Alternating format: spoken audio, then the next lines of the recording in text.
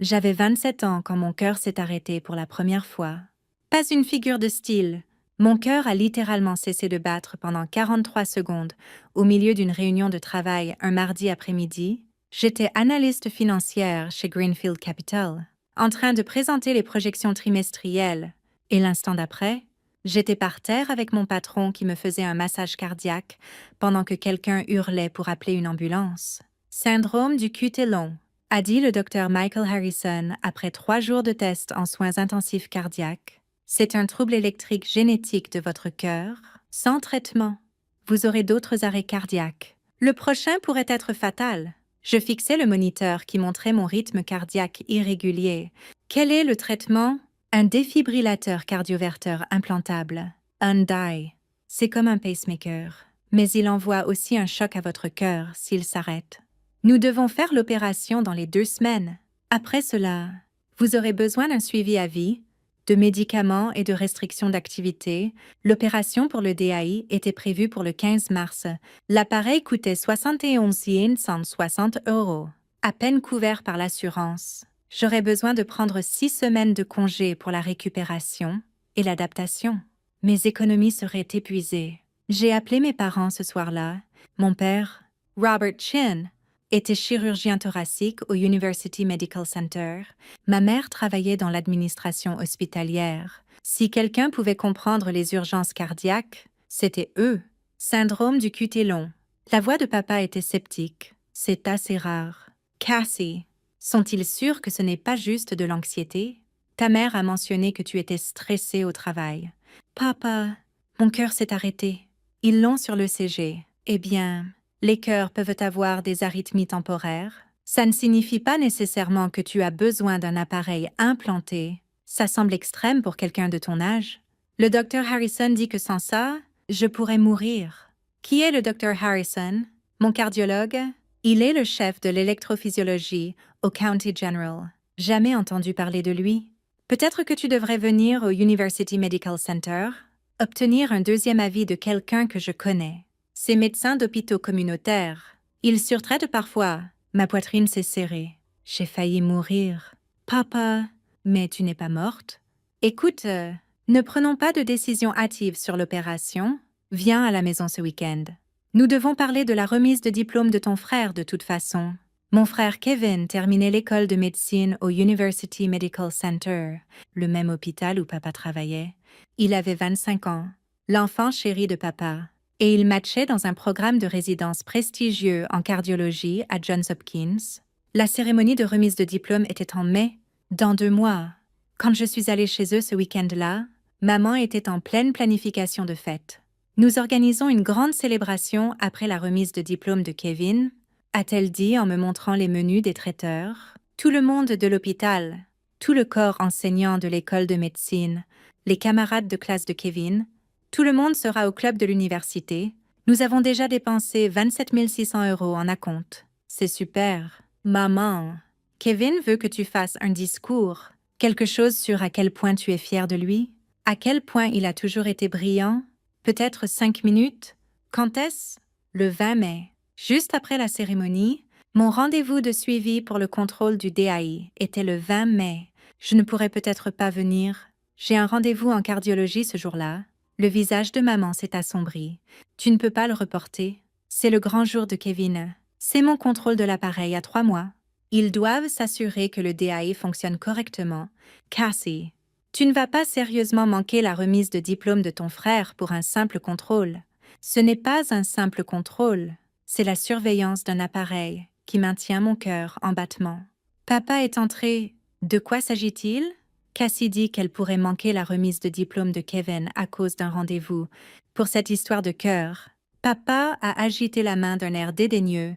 Cassie, j'ai réfléchi à ça. Je ne pense vraiment pas que tu aies besoin de cet appareil. J'en ai parlé à des collègues. Nous pensons que tu réagis de manière excessive à un événement unique. Un événement unique. J'ai eu un arrêt cardiaque. Tu as eu une arythmie. C'est différent. Ces jeunes médecins, ils veulent mettre des appareils chez tout le monde. C'est une vache à lait pour les hôpitaux. Mes mains tremblaient. Le docteur Harrison dit que j'ai une condition génétique qui cause la mort cardiaque subite. Le docteur Harrison essaie probablement de faire bien paraître ces chiffres. Écoute, je suis chirurgien, je suis en médecine depuis 30 ans. Fais-moi confiance là-dessus. Tu n'as pas besoin d'opération? Tu as juste besoin de te détendre. Peut-être de prendre des bêta-bloquants. J'ai déjà le DI. Silence. Tu as déjà subi l'opération? A demandé maman. Il y a 3 semaines. Le docteur Harrison a dit que nous ne pouvions pas attendre. Le visage de papa a rougi, sans obtenir un deuxième avis de mes collègues. Cassie, c'était incroyablement irresponsable. Maintenant, tu es coincé avec un appareil dont tu n'as probablement pas besoin et tu as gaspillé l'argent de l'assurance qui aurait pu être... Qui aurait pu être quoi? Économisé pour la fête de Kevin. Ne sois pas dramatique, a dit maman. Ton père est juste inquiet que tu prennes de bonnes décisions médicales. J'ai pris la décision qui me garde en vie. Papa a secoué la tête. Eh bien, c'est fait maintenant. Mais je t'attends à la remise de diplôme de Kevin. Pas d'excuses. Et s'il te plaît, ne parle pas de cette histoire de cœur aux gens. Kevin n'a pas besoin que le drame médical de sa sœur éclipse son accomplissement. Au cours des 2 mois suivants, ma famille a clairement fait comprendre que mon arrêt cardiaque était un inconvénient qu'il voulait oublier. Kevin m'a appelé une fois pour me demander pour le discours. « Garde le cours », a-t-il dit. « Concentre-toi sur mes accomplissements, pas sur tes trucs de santé. Papa a dit que tu faisais toute une histoire d'un problème cardiaque mineur. » Mineur. Kevin. J'ai un DI. Ouais? Papa l'a mentionné. Il pense que tu t'es fait embobiner pour une opération inutile. C'est un peu embarrassant. Honnêtement, tu aurais dû le consulter d'abord. J'ai eu un arrêt cardiaque au travail. Les gens ont des arythmies tout le temps. Ça ne veut pas dire que tu as besoin d'un appareil. De toute façon, le discours, je pense que tu parles de comment j'ai toujours été dédiée à la médecine, à quel point la famille est fière. Peut-être mentionner mon match à Johns Hopkins. Et des félicitations de ma part. Bien sûr. Comme tu veux, juste garde-le en dessous de 5 minutes. Les vrais discours sont ceux du doyen et des chefs de département. J'ai commencé à documenter tout. Chaque commentaire dédaigneux. Chaque fois qu'ils appelaient à mon arrêt cardiaque mineur ou dramatique, j'ai gardé les copies de mes dossiers médicaux, l'ECG montrant mon cœur s'arrêter, les notes du docteur Harrison sur la condition génétique, le rapport chirurgical pour l'implantation du DAI. La semaine avant la remise de diplôme de Kevin, papa a appelé. Nous devons parler de ton apparence à la cérémonie. Mon apparence. Ta mère a mentionné que tu as perdu du poids. Tu as l'air malade. Peux-tu faire quelque chose pour ça? Peut-être prendre un peu de soleil. Porter quelque chose de flatteur. Les camarades de classe de Kevin seront là, et nous ne voulons pas qu'ils pensent qu'il y a quelque chose qui cloche chez toi. Il y a quelque chose qui cloche chez moi. J'ai un syndrome du QT long. Cassie, je t'ai dit que je ne pense pas que ce diagnostic soit exact. Tu es mince et pâle parce que tu es stressée. Prends des vitamines. Et s'il te plaît, à la fête, ne mentionne pas cette histoire de cœur. Si les gens demandent pourquoi tu as perdu du poids, dis juste que tu as fait de l'exercice. Tu veux que je mente sur le fait d'avoir une condition cardiaque potentiellement mortelle? Je veux que tu n'embarrasses pas ton frère lors de son jour spécial. Est-ce trop demandé? 2 jours avant la remise de diplôme, j'ai eu un vertige au travail. Le DI a détecté une arythmie et a délivré un choc. Une secousse comme un coup de pied dans la poitrine. Je me suis rendue moi-même au cabinet du docteur Harrison pour un contrôle d'urgence. Votre appareil a tiré de manière appropriée, a-t-il dit en examinant les données. Vous avez eu un épisode de tachycardie ventriculaire. Sans le DAI, cela aurait pu être un autre arrêt cardiaque. Mon père pense que je n'ai pas besoin de l'appareil. Le docteur Harrison a levé les yeux vivement. Votre père est chirurgien thoracique, c'est ça? Pas cardiologue? Oui, Cassie. J'ai les résultats de vos tests génétiques. Vous avez une mutation confirmée du SQTL. Ce n'est pas une opinion, c'est un fait. Sans le DAI, votre risque de mort subite est supérieur à 60% dans les 5 ans. Pouvez-vous mettre ça par écrit? Bien sûr. Pourquoi? Parce que ma famille dit aux gens que je cherche l'attention et que j'ai eu une opération inutile.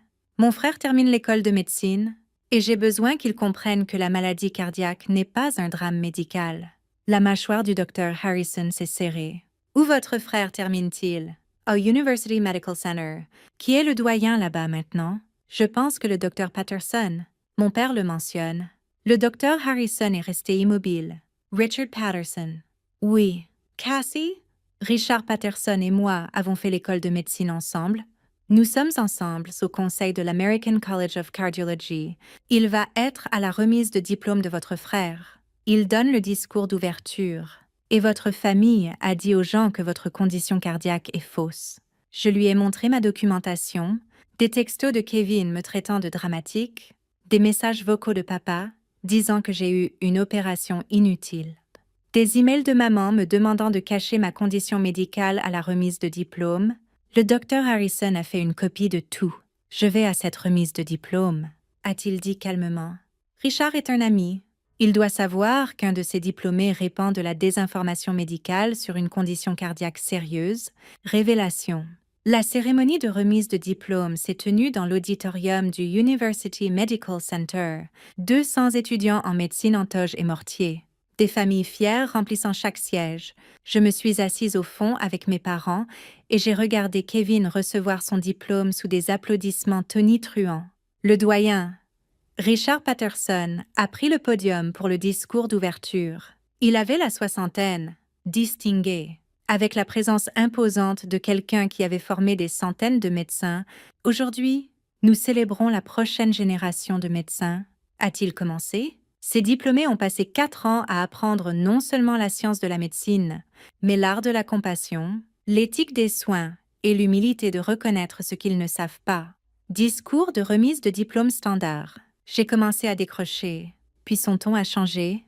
Avant de continuer, je dois aborder quelque chose qui a été porté à mon attention cette semaine. Une affaire de profonde préoccupation concernant l'un de nos diplômés. La salle est devenue silencieuse. Kevin s'est redressé sur son siège. Un collègue à moi, le Dr. Michael Harrison, l'un des principaux électrophysiologistes cardiaques du pays, m'a contacté au sujet d'une situation troublante. Une patiente à lui, une jeune femme avec un syndrome du QT long confirmé et un arrêt cardiaque documenté, s'est fait dire par sa famille que sa condition était fausse et que son implantation de DAI salvatrice était une opération inutile. Le visage de mon père a blêmi. Le frère de cette patiente est diplômé aujourd'hui. Un frère qui entre dans un programme de résidence en cardiologie. Un frère qui a dit à ses camarades de classe que sa sœur cherchait l'attention et était dramatique au sujet d'une condition génétique qui comporte un risque de 60% de mort subite sans intervention. Kevin avait l'air d'avoir été giflé. Le doyen Patterson a continué d'une voix dure. Le docteur Harrison m'a fourni de la documentation, des messages textes, des messages vocaux, des dossiers médicaux. Ce diplômé, qui a prêté serment de ne pas nuire, a activement répandu de la désinformation médicale sur la condition potentiellement mortelle de sa propre sœur. Des murmures ont parcouru l'auditorium, des parents regardaient autour d'eux, essayant de deviner de qui le doyen parlait. Le père de la patiente, un chirurgien thoracique du personnel de cet hôpital, a dit à sa fille de se détendre. Au lieu d'obtenir le DAI qui lui a sauvé la vie il y a 2 jours, quand son appareil a tiré de manière appropriée pour corriger une arythmie létale, ma mère a attrapé le bras de mon père. Plusieurs médecins dans l'assistance se sont tournés pour regarder notre famille. Ce n'est pas ce que nous enseignons ici, a dit le doyen Patterson. Nous enseignons la médecine fondée sur des preuves. Nous enseignons le respect des spécialistes. Nous enseignons que quand un patient vous dit qu'il est en détresse, vous le croyez? Nous n'enseignons pas à nos diplômés à ignorer la maladie cardiaque documentée d'un membre de leur famille parce que c'est gênant pour la planification d'une fête. Quelqu'un dans la rangée de Kevin l'a pointé du doigt. Ses camarades de classe le regardaient fixement. La patiente a été priée de cacher son DAI à la cérémonie d'aujourd'hui, de prétendre qu'elle ne survit pas à une condition génétique, de faire un discours louant son frère, pendant qu'il dit aux gens qu'elle simule une condition qui a déjà fait arrêter son cœur 2 fois. Le doyen Patterson a regardé directement Kevin. « Kevin Chin, veuillez vous lever. » Kevin s'est levé lentement, le visage blanc. « L'aide que votre sœur vous a donnée mérite le respect, » a dit le doyen Patterson. « Votre sœur Cassie est ici aujourd'hui. Elle a sauté son contrôle de l'appareil cardiaque. Un rendez-vous salvateur. Pour pouvoir assister à votre remise de diplôme, la même remise de diplôme où votre famille lui a demandé de mentir sur sa maladie cardiaque, la salle est devenue silencieuse. L'hôpital Johns Hopkins a été informé de cela, a continué le doyen. Votre résidence est maintenant en examen. Nous n'envoyons pas de médecins dans les meilleurs programmes cardiaques quand ils ne peuvent pas respecter de vrais patients cardiaques, surtout leur propre sœur. Le visage de Kevin a blêmi. Le doyen a regardé autour de la salle. Que cela serve de leçon, a-t-il dit. La médecine n'est pas seulement de la science, c'est de la compassion. Croyez vos patients, respectez vos collègues, et ne ignorez jamais la douleur de quelqu'un juste parce qu'elle est gênante. Il s'est tourné vers la foule. Cassie Chin, si vous êtes ici, sachez ceci. La communauté médicale vous croit. Le docteur Harrison vous croit. Vous méritiez mieux. Le reste de la cérémonie s'est estompé. Je suis restée figée. Mes parents fixaient devant eux, honteux et silencieux. Après la cérémonie, Kevin m'a trouvé sur le parking, en colère et tremblant. Tu as dit au doyen, tu as ruiné ma remise de diplôme? Ce n'est pas moi, ai-je dit. C'est le docteur Harrison qui l'a fait. Il ne l'aurait su que parce que tu lui as donné tout. Comme si tu construisais un dossier, tu m'as traité de personne cherchant l'attention pendant que je récupérais d'une opération cardiaque. Papa a dit que tu n'avais pas besoin de cet appareil. Papa est chirurgien, pas spécialiste des rythmes cardiaques. Le docteur Harrison l'est. À qui devrais-je faire confiance? Les mains de Kevin tremblaient. Hopkins examine mon match. Je pourrais tout perdre à cause de toi. Non, à cause de toi qui as dit aux gens que ta sœur a simulé une crise cardiaque. Je ne savais pas que c'était sérieux. Tu deviens cardiologue.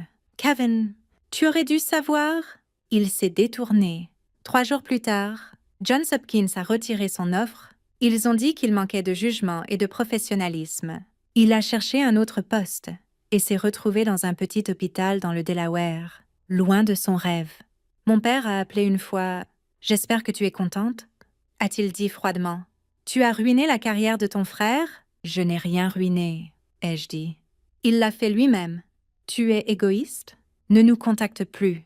Il a raccroché. Bientôt, tout le monde à l'hôpital connaissait l'histoire. Le chirurgien dont la fille avait un syndrome du QT long et le fils qui se moquait de sa condition. Les médecins ont arrêté d'envoyer des patients à mon père. Son patron l'a averti sur le manque de respect envers les spécialistes. Son nom a perdu son éclat. Kevin a posté en ligne. Parfois, la famille vous trahit quand vous en avez le plus besoin. Je n'ai pas répondu. Le docteur Harrison est resté mon médecin. Un jour, il a dit « Le doyen Patterson m'a raconté ce qui s'est passé. Votre frère vous a blâmé? » « Je sais, » ai-je dit. Il a aussi dit quelque chose de vrai. Le manque d'empathie de Kevin en aurait fait un cardiologue dangereux. Mieux vaut que ça arrive maintenant que plus tard. 6 mois plus tard. J'étais stable. Mon DAI fonctionnait bien. J'ai été promue et j'ai vécu paisiblement, sans l'approbation de ma famille. La carrière de Kevin ne s'est jamais remise. Les hôpitaux communautaires ne mènent pas aux meilleurs fellowships cardiaques. Son rêve de devenir un cardiologue célèbre était parti. La réputation de papa est restée endommagée. Les gens racontaient l'histoire du chirurgien qui a dit à sa fille de se détendre.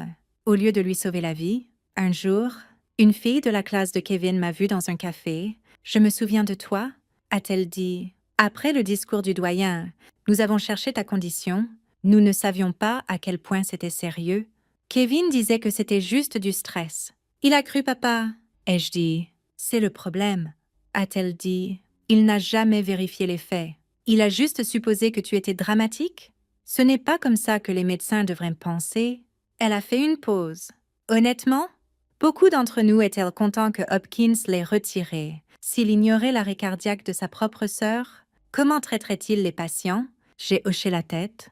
Mon appareil cardiaque battait régulièrement sous ma chemise.